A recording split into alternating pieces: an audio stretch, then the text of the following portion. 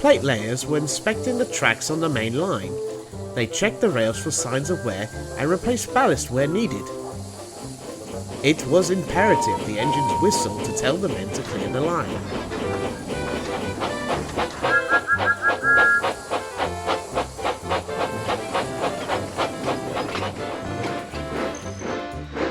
One morning, Gordon arrived at Edward Station, looking rather annoyed. "Problem, Gordon?" asked Boko. "There is something to be said," Gordon replied. "For quiet engines like you, Boko, I understand we must whistle for the plate layers, but some of it is most excessive. It isn't wrong, of course, but..."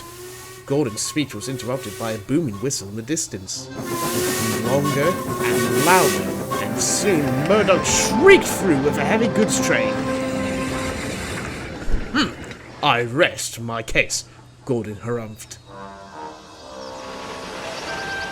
Later, Boko found Murdoch resting in the sheds. "If you come to complain about my whistle," snapped Murdoch, "I've heard quite enough from Gordon already." "I'm not complaining, I'm concerned," Boko interjected. "I've never heard you make such a racket." "This blasting new driver seems to think my whistle's a toy. Blows it any chance he gets. Too long and much too loud," Murdoch shuddered. "I tell him to stop, but he only laughs." "I quite understand," murmured Boko. "In my experience, new drivers tend to learn their lessons rather quickly." "It can't happen quickly enough," sighed Murdoch. The plate layers had nearly reached Mound Station. Every day, Murdoch would rush past whistling well before reaching the men, and long after too. "You're going to wear him out at this rate," sighed the fireman. "Nonsense," scoffed the driver. "Engines like him are meant for it. Why give him a big booming hooter if we're not going to use it?" "I don't think you understand which engine you're driving," chuckled the fireman. "He'll never want to whistle again after you're through with him." The fireman was right. Murdoch grew increasingly irritated at the sound of his own whistle, and barely said a word to anyone as he scowled down the line. Boko tried to comfort him, but the other engines weren't as sympathetic. "When do we get some of that peace and quiet you're always moaning about?" teased Henry and James. One morning, mist shrouded the island, and a light rain made the rails damp.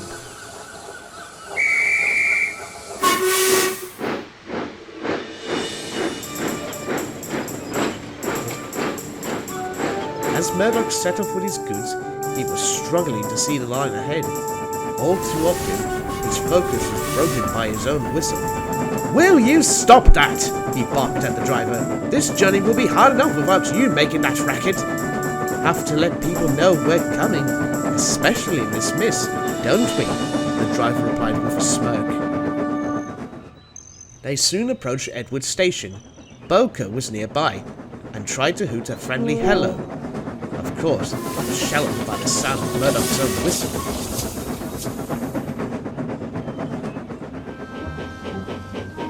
He charged at the hill, puffing and snorting until he reached the top. Murdoch braced himself for what would come next, but there was no whistle. "I'm glad you're seeing sense," sighed Murdoch, "but this is the one time we have to whistle."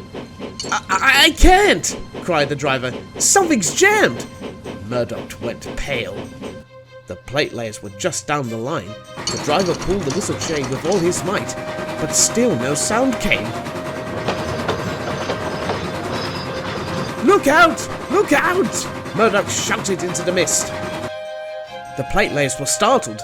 They saw the silhouette of an engine and jumped clear just in time.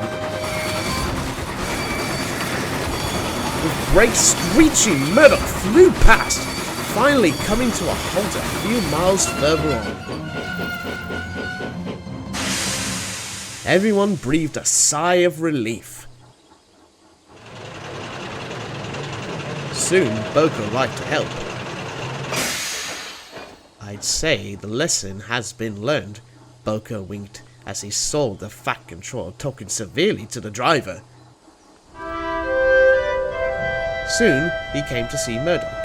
"I'm very proud of you, Murdoch. The plate layers tell me you've never been so loud before. Your quick thinking prevented a very nasty accident. We'll soon have you mended. For now, I'm sure you'll enjoy some whistling-free moments of peace. Thank you, sir, chuckled Murdoch.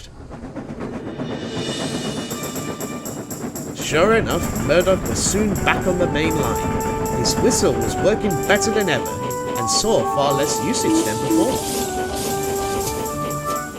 The driver had taken a temporary leave from the footplate.